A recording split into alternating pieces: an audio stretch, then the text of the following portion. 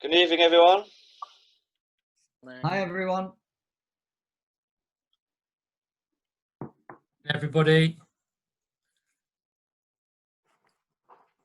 James, should we ask everybody where they're from? In fact, I've got a list. If you could put in the comments, can you just say where you're from? Because I know we've got people from all over the world here today.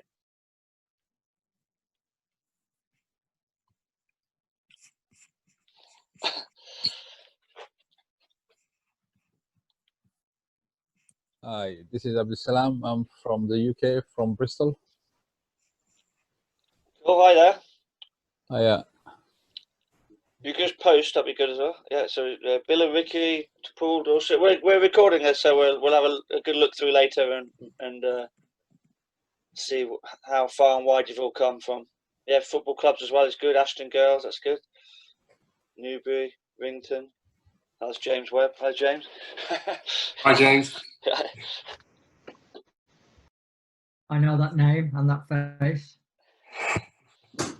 So, Pete, you might not know that James Webb and I played junior football together. Oh, wow. Obviously not in the same year group. No. Not quite. I joke. Joke. I think I was playing up and James was playing down. Is that right, James? Yeah, I'm not sure about that. No. Okay, guys, welcome everybody. My name's James Wilson, so I'm a Bristol-based coach. I run a company called Soccer Shooters, which is a fun, inclusive, fun football that just gets kids active. And also, I many years ago set up a grassroots football club in Bristol called Clifton United. So I'm just, as many of you, I'm sure everybody on here is just kind of interested in getting kids off the sofa and playing football and having fun and giving them every opportunity to be the best they can, really. So God knows how many, we lost all track of time. But a few months ago, I'd been to a couple of these kind of webinars with in business perspective, which were fantastic. But I hadn't saw anything at the time on a football basis, and certainly not youth football, and nothing in the southwest of England. So I thought, let's get something positive out of this experience where we're not going to tournaments. It was that time of year. We're not seeing each other at our kind of usual socializing adventures out on the football field. So we put this together and it's been fantastic, and we've had some really good guests. The community has really supported us. We've had Dean Holden, who came as he was first team football coach at Bristol at the time, and now he's their manager. So we take full responsibility for helping him on that through this. But who else? We've had Tony McCallum, and we've had lots of guys across the Bristol community. So yeah, and today obviously we've got the football guru of youth football coaching, Pete Sturgess, so I'll introduce properly in a moment. So yeah, and I know initially this was a local Bristol community kind of thing, but absolutely delighted to welcome people from all over the country and all over the world. So a big welcome to you. This is about connecting coaches. It is about communicating with each other. So feel free to chat in the chat box and chat with each other. We are going to have some Q&A at the end if we get a chance. Martin is going to manage that, and I'll introduce Martin to you in a second. But if you are asking a question, can you just write question in front of it so we can identify it's a question, and then we can help us scroll through them. We are also recording this, so please be aware we're recording it, and we will, if we don't get time for any questions, Pete has offered to kind of go through anything I think I send over, and I'll so even if we don't get to you, please add your question, and hopefully we'll get some answer on that. So that's enough from me. I promise not to go on too much. So these sessions would not go ahead if it wasn't for the great support I have from Martin. So Martin Preston of Kingfisher 7, he helped me kind of come up with the idea, come up with the kind of topics we're going to talk about, and secure some great guests. So Martin, do you just want to introduce yourself? Yeah, thanks, James. It's been brilliant to be involved. Hi, everybody. So my background is sort of quite mixed, really, but I left the FA about 2 years ago. I was there for 14 years. Half of that time I spent in the participation division, and half of that I spent in the technical division. And a lot of that time I spent working really closely with Pete on youth coaching and specifically the skills program, which I led for 4 or 5 years. So I'm not a technical expert. I was a coach many years ago, which is where I met people like Pete and Tony McCallum, who some of you may know, but a lot of the coaching staff at the FA. And now I'm sort of using a lot of that expertise to help organisations and particularly the business teams increase their impact and their performance. So think about transporting the principles of a high-performing team into any business, and that's the sort of stuff I do now. But I'm not going to bore you with that. I think we want to crack on and get going with Pete. So what I'm going to do is keep an eye on the chat. I'm just about to put a note in there to questions in. Probably won't get a chance to ask Pete all of them. But what we're going to do, as James said, is afterwards we're going to send Pete any questions that weren't answered, and we'll get an answer for Pete, and then James will send those out to everybody that's attended this evening. So don't be shy, but don't be offended if we don't get a chance to ask your question live tonight. Thanks, James. Thank you, Martin. Fantastic.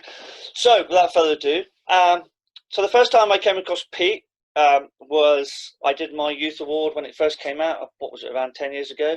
And I watched these videos that Pete put together. And I remember something striking. On the first day of my youth award, we had this video, and it was about a child who turned up late for training. And Pete recognised this, and kind of how he ran the session was based on kind of perception of what this kid was feeling. And it really gave me a holistic approach, and since then I've really followed Pete and kind of looked at football coaching from a completely different perspective. He's definitely inspired me, as I'm sure he's inspired many of you guys. He keeps pushing all our kind of motivation and what we can achieve through youth football coaching. So a big welcome to Pete, and yeah, welcome, Pete. Thanks, James. Yeah, so I'm more like a GNU rather than a guru, but I'll take the compliment. Thank you. On that note, sorry, my internet is about this time every night, it goes really slow. So Martin, if you have to step in because I'm freezing, please do. Yeah, thank you. So one thing from youth football coaching that Pete has always instilled in me and probably and all you coaches is around knowing the individual, and actually before you can really knowing your team and knowing your people. So I've listened to Pete lots of times. I've heard him talk about football coaching, but I don't really know that much about Pete himself. So I just was hoping we'd take the opportunity to hear about your journey, really, Pete, and kind of what's motivated you to do what you do, and what keeps you motivated, and yeah, and how have you got to kind of where you are, really? Okay. I do find it difficult to talk about myself, so I'm apologising in advance. But you know, where we talk about we want lots of different experiences for our young children. When I look back at my experiences, I'm just surprised how varied they are, and I'm sure that helps me do the job that I do now. And there's not always one straight path to where you want to get to, and sometimes a more circuitous route and a more scenic route actually helps you.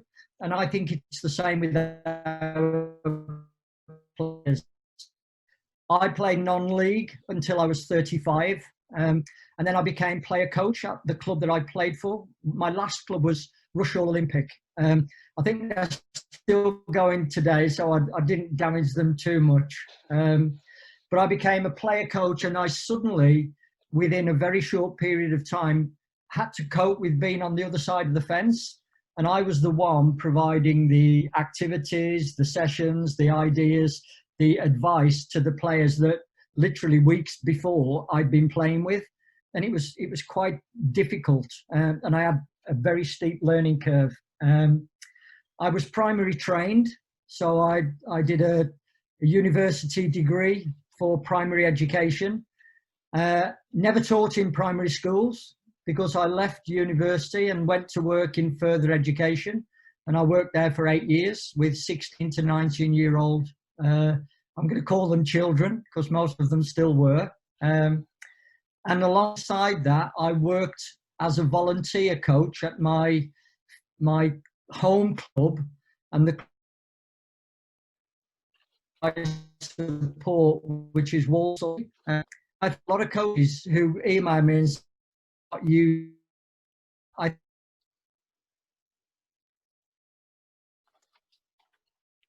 5 years, I worked at Walsall with different age groups where, because I was a volunteer, I didn't get paid.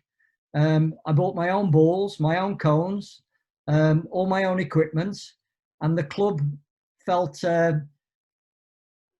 complimentary enough to give me a new manager's bench coat every year. So that was all the recompense I got. But I wanted to be working within that environment, and I wanted to find out what players who were slightly ahead of the curve could do. So it was a great learning experience for me. I then went to Derby County for 4 years, where I was the assistant academy director. That was a step up, but I thoroughly enjoyed my time there. I was made redundant by someone who'd never seen me coach, never found out what I was like, never knew what I stood for or believed in. And so I left and I moved up to Wigan. So being made redundant really just stopped me commuting from Wigan to Derby County every day, which I think would have killed me. And I set up my own company. It's still running today. And if you have to learn very quickly what makes children come back and keep paying their money, I think working for yourself, where all you've got is a bag of balls and a mobile phone to contact people and schools to see if they're interested in being coached, I think you do learn very, very quickly. So I worked for myself for 3 years.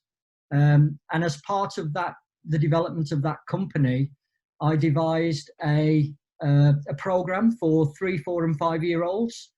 And that program is still running today. And that's probably the first time that I really got to grips with engaging very, very young children. And that's one of the things I'm most pleased about. I've been with the FA for 15 years, 3 years as a regional coach.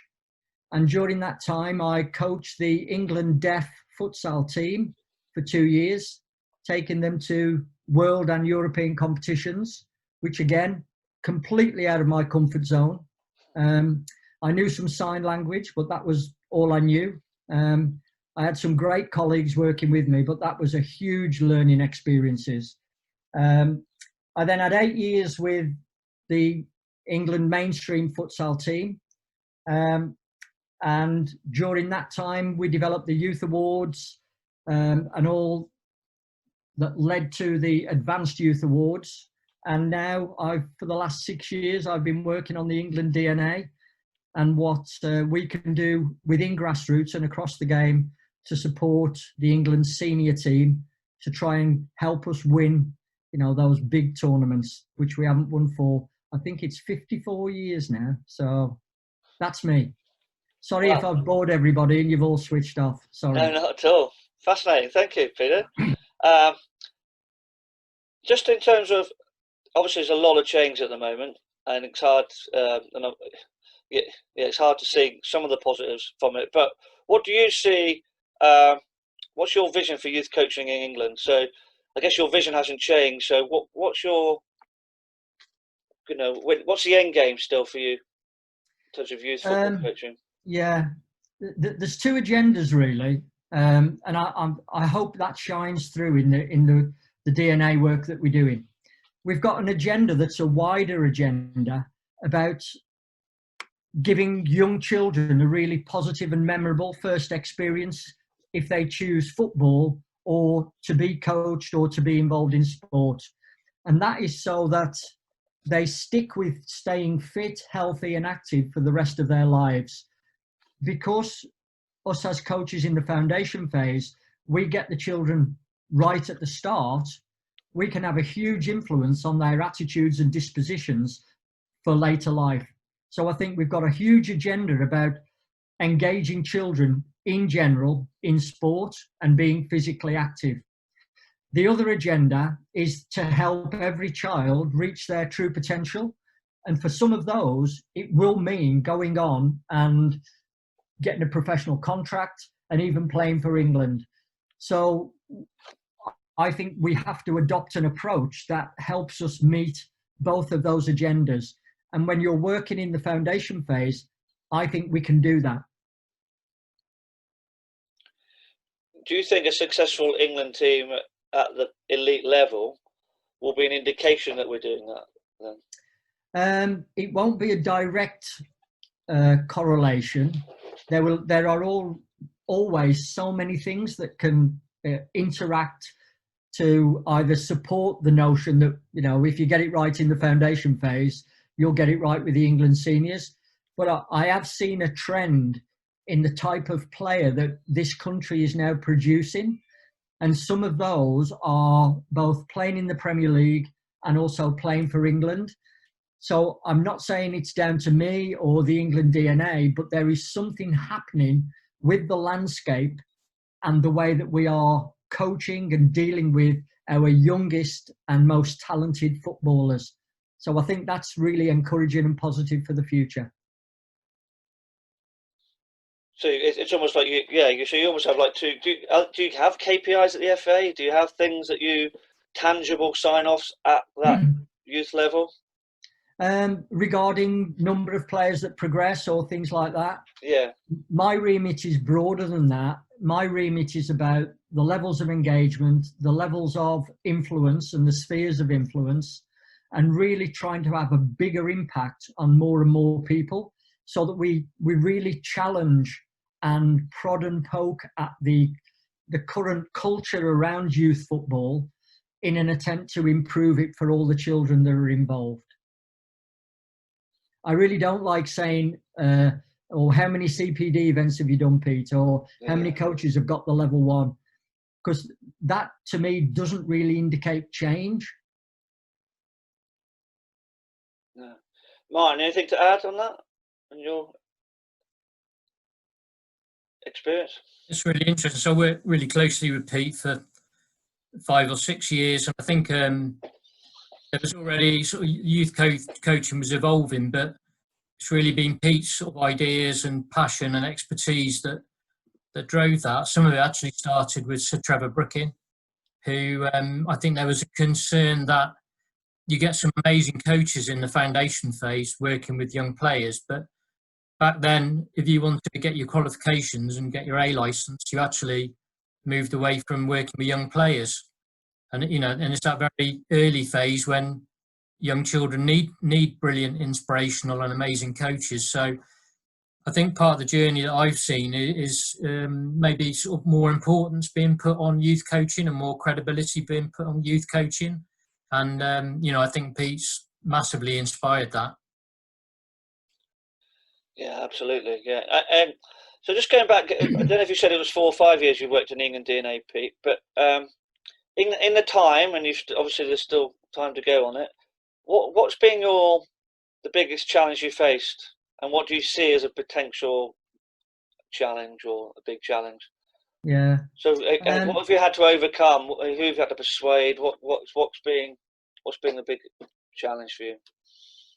I think in some respects we've been knocking at an open door, because you can't argue with the facts. We have been top end of any kind of major tournament for decades. So you couldn't say with real confidence that we've got things right at the moment. And I think one of the nicest things that came out of the DNA was it was a real root and branch review of what we'd done and how effective it was. And there was a real desire to try and get it right if we were going to implement something different. So I'm pleased with the way that, or certainly I'm pleased with the direction that the foundation phase DNA has gone in. And we're now working hard to join that to the youth development and hopefully influence the professional development so that we get a seamless transition or seamless journey for our young players as they go through the phases.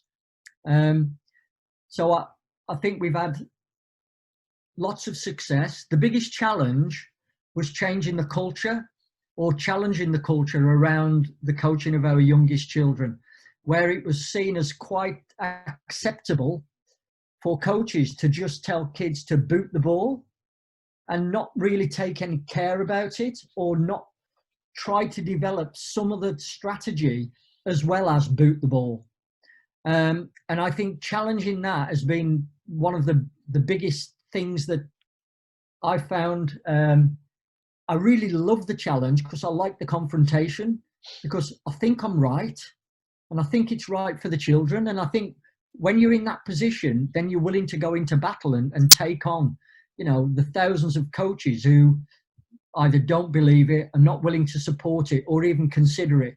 So I felt really strongly about that. And so I think that helped me with the messaging, because hopefully the passion shone through, because this was vital for our young children. And there could be no compromises. So that's probably been the biggest challenge. Do you think the fact that, you know, for the odd penalty shoot out here or there, we could have actually won something, but nothing would have actually changed. So in a way, it's made life a bit easier for you, the fact we haven't been successful, because yeah I think I mean the game is full of ifs and buts, and that's probably one of the best things about the game, that it generates so many different opinions. But I think when you're the governing body, what we have to do is look at all the research, all the evidence around child development, football development, coaching expertise, all of those things, and try to come up with some kind of guidelines of best practice that is evidence-based and research-led. And I think that's what the DNA is based upon, because it's not my opinion. It's the opinion of people who have really researched deeply into how children develop in all areas. And then we've linked that to coaching, into coaching interventions, about practice design, so that we're trying to give what we would consider is best advice to as many people as possible. Pete, can I just remind you of maybe an initial challenge, which I sort of observed, which was in terms of the DNA and the creation of that, and it running all the way through the phases from foundation phase, which, you know, and I know you've done a lot of work around early years, and we did that with the skills coaches, so it's even before foundation phase really, but it's running right from the foundation phase right up to the senior teams. And probably one of the first challenges that I observed and listened to the debate was maybe there being a view from some that there wasn't really a link, you know, and it took a long time, I think, for some cohesion and agreement that actually the whole thing could link together. And I don't know if it's still used, but at the time there was the phrase everybody settled on, which was love the ball and love the game. And I think that's the first time I saw everybody right across the sort of coaching fraternity, because it wasn't just the FA. You know, I remember people from Manchester City and you know, a whole host of clubs in the Premier League eventually sort of agreeing on love the ball and love the game. And is that still the mantra that sort of holds everybody together? Yeah, I think if you look closely at the DNA headlines, we have 9 headlines, 3 in possession, 3 out of possession, and 3 for transition. And those 9 headline statements apply in the development phase and the professional development phase. It's just the detail underneath each one that is age appropriate. But what we're going after are the same things right along the young player's journey as they go from foundation to youth into that professional development phase. So that was a pivotal moment where we attempted to join all of the phases together, to say you're not on 3 separate journeys through each phase. You're actually on the same journey that just happens to change from this to this to this, but the key elements are the same. Just in terms of challenges, I think there's lots of people out there who are adhering to the DNA. There's lots of people that I feel I haven't even heard about it. So do you think that a challenge has been getting the message out there? Is this recording going to be sent to the FA? Because this is where I'm going to be majorly critical. Because I think we've developed over the last 6 years something that's quite unique. I don't know of any other association that's gone into it in an age-appropriate way, right from 5-year-olds right through to players who are on the verge of the first team. I don't know of any other association that's gone into it in that much detail. And yet, we have had no national launch. We've had no real promotion of our key messages. There's even been a debate as to whether we actually keep the phrase, the DNA. Luckily, that decision has been made and we are keeping it. But we could have made a whole host of marketing and promotion and influence around this thing that we developed in order to influence the whole game. I asked for the DNA to be put on the the billboards around Wembley at Illuminate. We've had all other agendas and all other promotional campaigns celebrated on there. We've never had anything to do with the DNA. And I think if you want to influence a nation, to get the whole nation of coaches and parents and players behind the England team, the DNA was the single biggest thing that we could have used, and we didn't. We came, I see James Linden on there. We came up to your DNA day. Oh God, time flies. Was it the first one you did a couple of years ago? And Leeds United, and you had all these messages around, and it was really clear, and it was just amazing. A brilliant day out, and yeah, it just seems a shame we couldn't go across the board. We just was us kind of football coaching geeks who got to see it half the time. Well, I think it took us. It literally did. We would be in a meeting, and it would take 2, maybe 3 hours to decide upon a particular word or phrase around the DNA, because there was a real desire to want to get it right for the messaging and right for the children. And when we finalized what the wording was or what the phrase was, we really needed to publicize and communicate this out as much as possible. And we missed a trick. And that's really why, in defiance of that, I started out on the road shows, because I thought if the FA will not communicate it out, I need to take it to the grassroots game, because we want huge buy-in and a connection between the grassroots game and the England senior team. And you don't get that by sitting on your backside and just hoping it will happen. So the whole DNA roadshow came out of a desire to take the message out to the people who matter, which is you guys who work with our young children, on a Tuesday and a Thursday and on a weekend. Yeah. Is that controversial? Or... I don't think anyone's surprised. Well, it's weird though, Pete, isn't it? Because so much investment was put into youth coaching and transforming, I guess, people's understanding of youth coaching and the best way of having an impact on a young player. That maybe it was just some of the decision makers didn't see it as important as what some of us felt. There's quite a few questions coming in, which is fantastic. Thanks everybody. Some of them are sort of relating to obviously the news that there have been cuts at the FA, and with that some of the grassroots coaching teams being reduced hugely with the mentors and the CCDs. I'm not gonna pose those ones to Pete this evening, because we've got a limited time with Pete, and I think rather than getting into some of the politics, we all know that it's probably a concern, but I guess it might be useful for us to really get as many nuggets of wisdom from Pete as we can this evening. But I am going to ask one, Pete, which has come through, and just let me see if I can and just scroll back up and find it. So I know that we had a lot of conversations, and I know that you've continued to focus on individual possession. We always used to talk about, or we would be asked about Cova.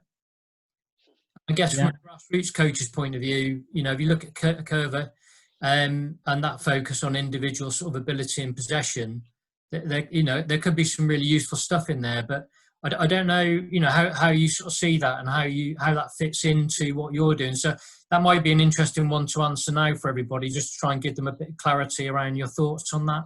Yeah, it's a great one. I missed it out in my little resume at the beginning. I actually worked for Curva for 18 months. So I knew their program really well. I don't know it so well now, but whenever I'm asked a question like this, my first response is, what do the players need?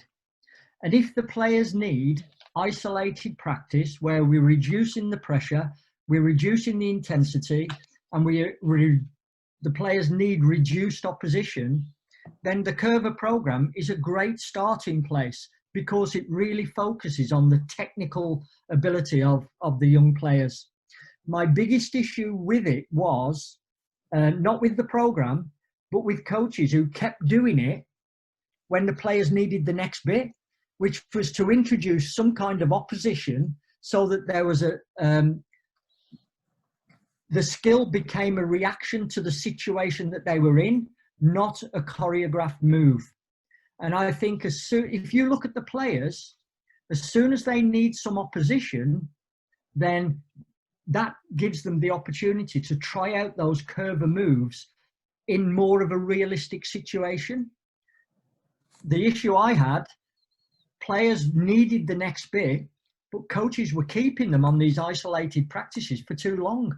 And they were wondering why the children were getting bored and there was behavioural problems. Well, it was because they weren't challenged appropriately by them being given the next part. I actually fed this back to Curva, and they've now included as part of their program a concept called crossing the bridge. And the crossing the bridge is taking all that brilliant individual practice into more small-sided games, which is exactly the approach that the DNA has produced. And so if that's what Curva coaching means to all the coaches out there now, where children are trying out their moves within realistic small number games, I'm all over it. What do you think to the kind of repetition through competition? So I thought, so you will be a isolated practice, but you may be racing against someone else to score a goal. So you kind of add that competition, but you're isolating. Do you think there's a place for that? I think that's a way of motivating children. What coaches have to be aware of, as soon as you include competition, you're going to compromise the technique. And you're going to compromise the technique because the kids want to do it faster, and doing it to the book may not be the most efficient and effective way to do it. But for me, I don't mind that, because in a game, if you're trying to turn away from somebody, you're not looking for it to look exactly like it does in the textbook. You're looking to be effective in that situation.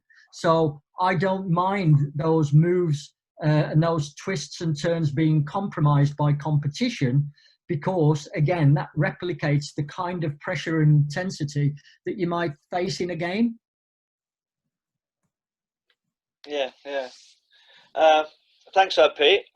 Just moving on, and it's going to be probably very related to what you've been talking about, but what change have you made, or what have you been involved in that's been the most important?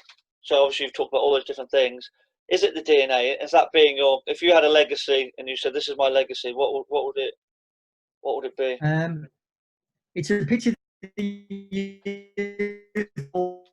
are still around, because the module one was the one that I wrote and really put together. I was really proud of that, because I think that that had the potential to become a real game changer.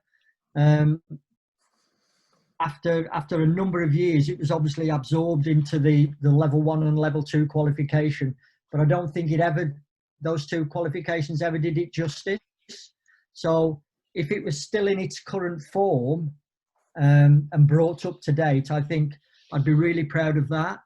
But I think the influences that my work has had upon the technical development of our youngest players, I think that's what I'm going to be most proud of, because there was so many times when English players were criticised as not being able to handle the ball, deal with pressure, and really never being seen as technical players.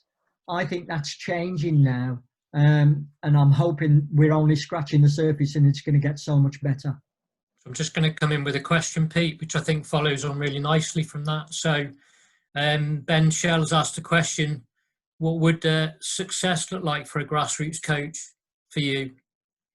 I'm often asked this, and this is going to sound, it's going to sound a bit twee, yeah. If you're a coach who's working with children and they come to you at under 5s or under 6s, if they're still coming back to you at under 11, whether you've won anything, I think that's success, because you've created something quite special that the children want to engage with. Even if they're having rough times, they're not winning any matches, they may not be playing very well. If they keep coming back, I think that's a huge indicator that you're meeting their needs. It's certainly not trophies or medals or, players that have gone to the academies as a result of the work that you've done. It is in the foundation phase about engaging children to love the game that we all love and to stay with it longer term. So I think that would be a huge success. Brilliant. Yeah, I mean, I always say, like, I judge my successful season on how many come back at the 1st of September that were there in June. Absolutely, yeah. And I'm not just saying this because you're on the call, Peter, but I think of all the courses I've ever been on, the Youth Award Mod 1 has had the biggest impact on me, and I think it's had the biggest impact on the coaching I do and the clubs I'm involved in. And the first thing, and half the time we don't really get off the topic, it's just all about the environment. Let's just create an environment, and all the other stuff will happen. But if we, they will do all this, they will be creative, they will challenge themselves, but if the environment is not conducive with that, and that's big thanks to all that work you've done, Peter. Thanks. Going through any questions. Have you got anything else you'd like to say there, Martin? Any other questions popped up? There's loads, James. I'm just trying to filter my way through them. I think we might have one from, we've got one from Kevin Lloyd. There was a Kevin Lloyd in the skills program. I don't know if it's the same Kevin, but we'll send that one through to you afterwards, Pete. Here's one from James O'Keefe. So I'll read this one out verbatim, Pete. So I know you quoted as saying enjoyment over technical. Is there a middle ground if the learning is fun and full of spontaneity? Or in your experience are good skills and drills that are fun but also help with technical development and allow some freedom and fun? So it's quite a big one. I don't know if a reference to the boot room might be relevant now, but what's the balance between enjoyment and technical development, Pete? I mean, if the question is implying that you can't have one without the other, I think the two things go hand in hand. And if you've got engagement, and I use the word engagement rather than enjoyment and fun, because when I work for myself, I had to make the sessions fun and enjoyable. And that was the hook that got the kids to come back. And when they started coming back, that was when we could work on their technical development. But if it's not engaging and enjoyable at the beginning, the children are not going to come back for you to make any kind of difference. I think you can have both. And children can be challenged to develop their technique and their game understanding, and an enjoyment can come from it being tough. So, and it's something that they want to achieve, and the enjoyment comes in having something that's just out of their reach, but they're in an environment and working with a coach who is really pushing them towards achieving that. And that's where the fun and enjoyment comes from. It doesn't have to be busy, happy fun where I'm walking around with a big red nose on and big floppy, shoes. It's not that. It's making it an environment that's appropriate, that children actually can realize their potential, and they know that they're working with people, coaches and parents who all want the same for them. And that is not hijacked by, over competitiveness and real undue pressure on the young children. So I think you can have both. In my ivory tower with my rose tinted glasses on. But because I do what you guys do, I know that's possible. But it's hard work, and you have to have very clear beliefs and a really consistent approach that everybody buys into. And then I think it's absolutely possible. Pete, I'm just going to ask another one. Sorry, James. Right. There's been a few questions which are sort of related to adults, I guess. So some of it's about parents, and maybe parents' focus is not where it should be. So, they see success as the kids are in teams that are winning, or, the coaches are trying to mimic coaches at a higher level, and actually treating the children like that. So I'm going to sort of group both of those together in terms of, because I guess any grassroots coach who's, trying to create the environment that you're talking about is going to be met with all sorts of challenges from parents and the grassroots coaches or other people in the clubs or schools or wherever, telling them to sort of get a grip and start focusing on winning games. I know that the community that believe in what you're doing has grown over the years, and rightly so, in my opinion. So, have you got a bit of advice that might just help the guys that are out there, the guys and ladies that are out there, and they're sort of getting battered by all these comments about it's all about winning games, not about developing the children? Can I just add to that, Pete? Is it the winning mentality? Is that something that is to be encouraged to try and win? I think we have to live in the real world. And if you're saying that competition isn't important, I don't think you're living in the real world, because the real world is full of competition, both in work, in every aspect of life. I think where we have a unique opportunity in the foundation phase is to model and to show the children how to cope with being absolutely competitive, but knowing how to win, lose, and draw with dignity, respect, and sportsmanship. And I think that is the role of the adults who are involved in grassroots football. It is not you are not a more passionate coach if you swear at the referee and you throw your water bottle on the ground and you pace off. You are not more passionate than the coach who watches, accepts the decisions, shakes the referee's hands, and sends out a really strong message to the kids that we were desperate to win, but things out of our control took over. So we have to accept that with dignity, respect, and sportsmanship. That is the lesson. And I think too many adults think that the coach who throws their arms up in the air and starts effing and blinding are the real ones who are passionate about winning. You want to play Monopoly with me? I'll show you what wanting to win is like. But I also know that I have to set the right examples for my children. But that doesn't mean I don't want to win, and I don't encourage my players to do all the things, the right things to try and help us win. But there will always be things out of our control. And I think that's the role of the parents. You cannot have a structure, a development structure that has no competition at all. But you have to have one where the adults model what best practice is like. Has that answered the question?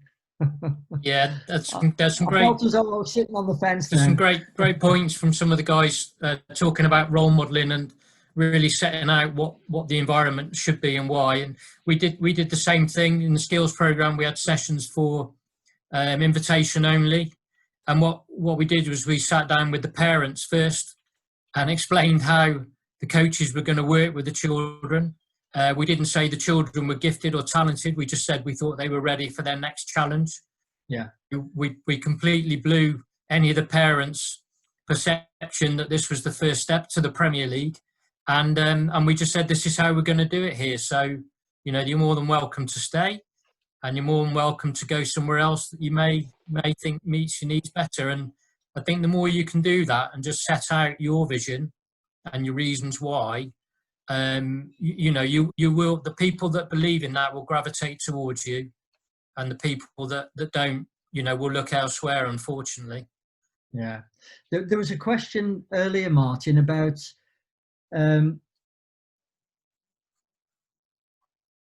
imposing an adult model over the development of our youngest players and wanting it to look like the adult game.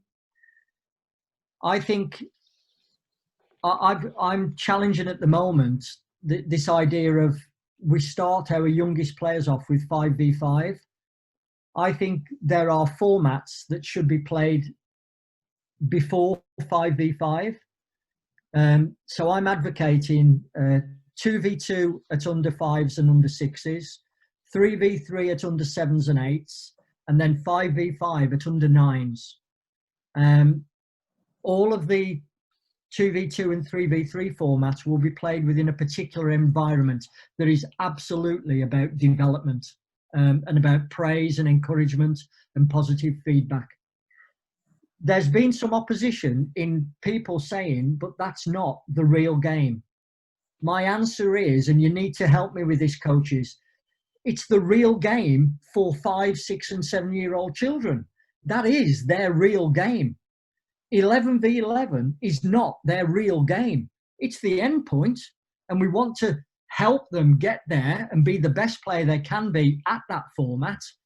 But at every step of their way, there are more appropriate games that we can play with them.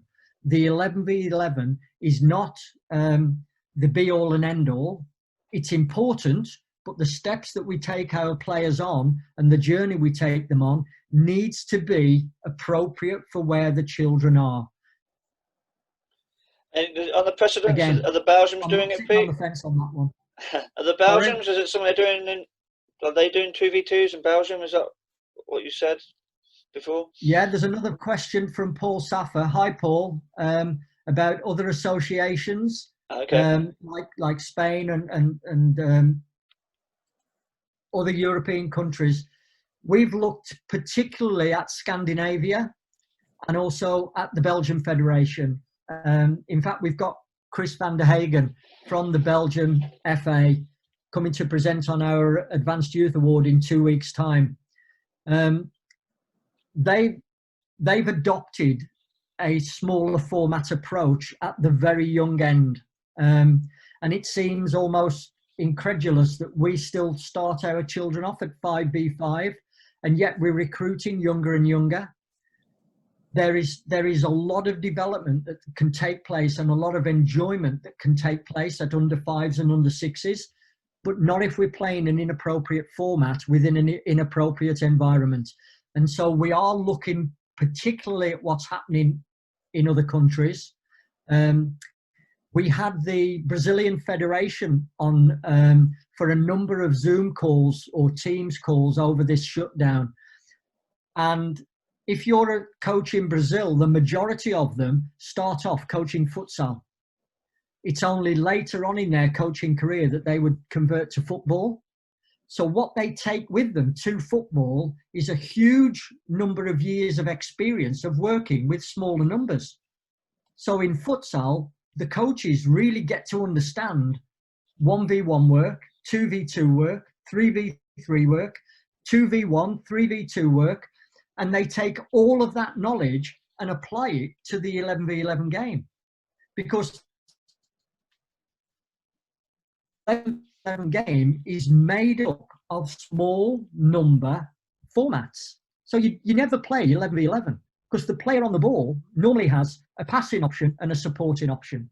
And they're normally playing against one opponent and other opponents who are covering and, supporting their defenders. So you play the game in small numbers, but we ignore those small number practices and the learning and development that can take place in them because we've got this huge race towards the 11v11 game. So we have to look at other associations. The German Federation has just taken futsal into its arms and is going to really go for it because they've recognized that they're not producing the kind of creative players, those technical players, they're having to buy them from us. So the Germans are having another huge review of their development programs, and they've adopted futsal at a time where we are saying, we're not still sure about it. I've got to be careful on that one. Well, it's funny enough, it would have been remiss of me not to mention futsal, Pete. I was going to call it the F word. But Yeah, obviously there's big changes, and we're not here for you to get too political or get yourself in trouble. But how can we make sure that futsal doesn't drop off? What can we do? How do we keep it going? I'm passionate about futsal. I'd say 80% of my coaching is futsal, off the back of all the things I've kind of watched through the DNA in you, really. So, how can we, as a collective, keep it going? Yeah, the game of futsal fits so absolutely into the key messaging around the DNA. It's so integral to it that it's not going to go away. The big debate with the decision that was made is around, do you need an England national futsal team to still use the game as a development tool for young players? Some might say yes, some might say you don't need it. So I'd rather not go into that debate, but the impact that the game has and will continue to have on the development of a different kind of technical, really helping players with their decision making, their movements, and their tactical understanding. Futsal, I'm all over it, and so is the England DNA. Good to know.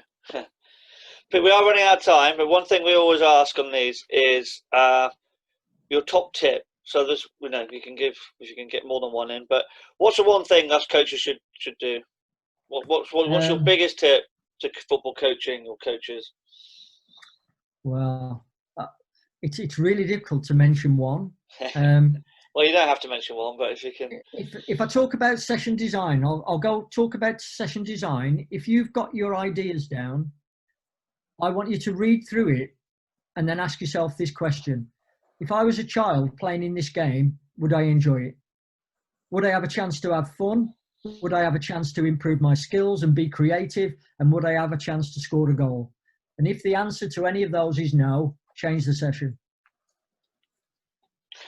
I like that. If it's about your coaching approach, if you can't be kind, if you can't be caring and sensitive to the needs of young children, go and coach something else. And those are not flippant remarks, by the way. That is based upon lots and lots of very important research that we've delved into, so that whatever advice we give out, it can have a real impact upon the children that you work with. I know I said it in a very flippant manner, but yeah. I just want to really chip in quickly. When we had the national skills coaches team, we would recruit quite regularly, and sometimes we'd recruit a lot of coaches. So these were FA employed full-time expert child coaches, and we used to have applications from people that had played in the Champions League, the Premier League, internationally, professional football, and it quite often, more often, wasn't actually those guys that we recruited. Who we recruited were people like you guys that are listening in today. So people that had humility and empathy, and actually their focus, probably their number one focus, was to nurture and encourage the potential in the children that they were supporting in. And that's why we recruited them. We could teach them, we could send them on courses, but we couldn't make them believe that was the most important thing. And then what they also did, because of that nature, that personality, is that they were the same with the parents. Yeah. They were kind, they were caring, they were thoughtful, they were understanding, patient, and they were the same with the teachers in the schools. And for me, that was the number one quality that I wanted in that team. It was coaches who saw their role as to help unlock and nurture the amazing potential that every child had. And that's probably a different way of sort of explaining what Pete was saying, but for me, that's the stuff that kids want. That's what they gravitate to. Those are the people they respect and they listen to and they want to learn from. And we turned away lots of coaches who were very autocratic, very command style, very loud. You know, you could hear them from miles away. And children can find those types of coaches intimidating and really quite off-putting. So I just wanted to chip in terms of that's what we did when we were recruiting full-time expert FA youth coaches. It was the people that actually knew their role was to nurture and encourage the children and show them what qualities they had and help them love learning. Yeah, yeah. I think it's part of our role to introduce the children to the joy of learning. Our subject just happens to be football and working together and being in a team and being the best we can. And I feel hugely privileged to be given the opportunities to have worked with as many children as I have. I just hope I haven't damaged any of them along the way, but that's never been the intention. But you know, I've been on a great journey. I hope it's not going to end, you know, in the near future. Something very special about when a child first comes to football and you coach them. That is a privilege. Not everyone gets that. Yeah. So I never see that as a privilege. Of all the things the children could choose to do, or all the other things on offer, they choose us. And we have to be on our A game and absolutely give them the best experiences possible.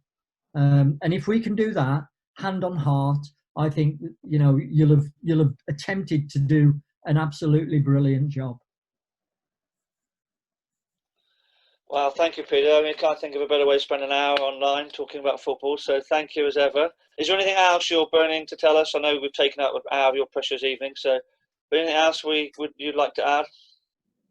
Yeah, can I just finish with, because of COVID, we haven't really been able to communicate out the next phase of the DNA. So the first phase was all around staying on the ball, about hiding it, manoeuvring it, revealing it, and all of those individual technical skills. The next phase were about how the player can use that newfound technical ability to impact tactically upon the game. So if I am now confident and competent enough to stay on the ball for longer, I can now begin to cause tactical problems for the opposition, because I can draw and attract players towards me as I stay on the ball. I can move them out of position as I travel with the ball, and that opens up new passing lanes, new passing opportunities, new gaps for me to travel through myself. Once I've started to attract players towards me, I can play with a lot more disguise and deception, but that can only come if I'm truly confident in my individual ability on the ball. And so it's not just stay on the ball forever. It's saying get to this first step, and then we're going to add other things that you can do because you are now so much more confident on the ball. And that's the next phase and the next wave of this DNA that we want to communicate out. It's the move from individual technical priorities to individual tactical priorities. And for me, that's the most exciting bit now, because that's when you're into really beginning to disrupt your opponents and really have an influence on the game. And do you think the tactics of futsal are going to help with the tactics of football as they? I think regarding rotations, escaping from pressure by coordinated movements and good combination skills, I think that will certainly help when children have got the technical base to begin to combine effectively with others. I think that's when futsal and all of the information and tactical information around futsal will really begin to bear fruit. Yes. Right. Maybe we'll book you in again then to hear a bit more about the next phase when you're able to tell us a bit more and you'd like to share it. Yeah. Jake Brown said, is that an exclusive? Is that an exclusive for us, Pete? This new phase. No, I've taken it into some of the professional clubs, and I've tried to communicate some of it out on what used to be Hive. We've now got a new community site on the Boot Room where I'm preparing some blogs so that we can try to develop that community feel around the foundation phase DNA again. So I am working hard to re-establish that huge and enthusiastic community that we had on Hive. There was almost 19,000 coaches. we're all part of that foundation phase DNA. So my role is to try to invigorate our new platforms so that the coaches want to come back. You must have loads of time in your hands, because I'm pretty sure you replied to every single person on that, didn't you, Pete? Well, I think that's, you don't ask for engagement and then just sit back and expect it to happen. You've got to reach out to people and make them feel part of something bigger. And if we went some way to doing that, then it was absolutely worth it. And that's going to continue. I sent 4 blogs in today. Amazing. Well, just to say, you've definitely inspired me, Peter, and all the things you're doing have definitely motivated me to want to do the best for the kids and to continue coaching and to follow the DNA. So big thank you from me. Martin, any parting words from you? No, I mean, it's always brilliant to catch up, Pete, and sort of hear what's going on. And I know you won't sort of let things slip. You're on a mission. I just look forward to next time when we can get you on. It'd be great to hear how things are going, and some of the next sort of layer of key messages that you think are important for everybody. So I look forward to that. Yeah, no, that's fine. Well, give me thank the you, platform, everybody. and I'll just carry on talking. I just hope people aren't bored. Definitely not. It's just your Monday night I'm worried about. But thank you very much for everybody who come along near and far. It's really interesting to see where people have come from. I thought that was fascinating. Peter, it's been an absolute pleasure to have you on, and thank you very much. And I am recording this, so I've got everybody's email. I will send the recording out. Just to remind you and Pete as well. So I've saved the chat. So any questions we haven't had a chance to answer, well, I say we, it's the royal we, it's Pete. Any questions Pete hasn't had a chance to answer, we're going to whiz them through to him, and then James will distribute the responses. When give us a bit of time. Pete's busy man, writing lots of blogs, so give us a bit of time, but we'll get those the answers back out to you. So thanks for your engagement, everybody. Thanks for all the brilliant questions, and I'll let James wrap up. Yeah, that's it from me. Final words from you, Peter? Or? Yeah, and it's a bit of a plea for help.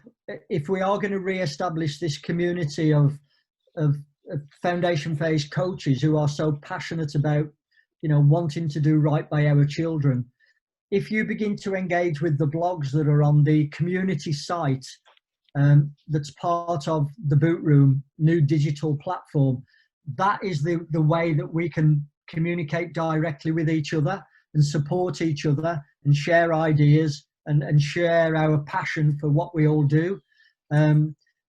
It's a new platform, so it's going to feel strange. It feels very strange for me, but I'm preparing lots of video footage, lots of blogs, lots of advice, so that you feel as though you're in a group of people who are all working towards the same thing. And I think that's the power of what we can achieve in the foundation phase. We are on a mission, and together we're just so much stronger. So I need you. So your country needs you. and we access that. Do we access that via our fan number? Do we, Pete? Do you know, or is it part of the coaching license, or is it a separate? Need your fan number to log on. Yeah. Yeah. Cool. Okay. All right. Thank you very much again, and we'll be in touch and send this over. But thanks, Pete. Thanks, Martin. Thanks, everyone, for coming. Everyone. Thanks, everybody. Have a good evening. Go on, Liverpool. Thanks, Martin. Catch you soon, Pete. Yes, thank you, Pete. Thank you. Take care, everyone. See you, mate.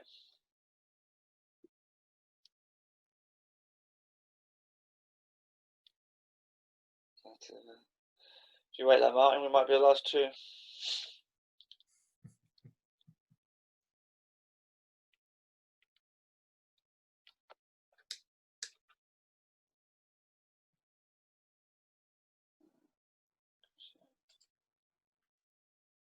So I've saved the chat, mate. I'll whiz it through tomorrow. I think quite a few of the questions we managed to cover off, I think, but there might be a few for Pete in there.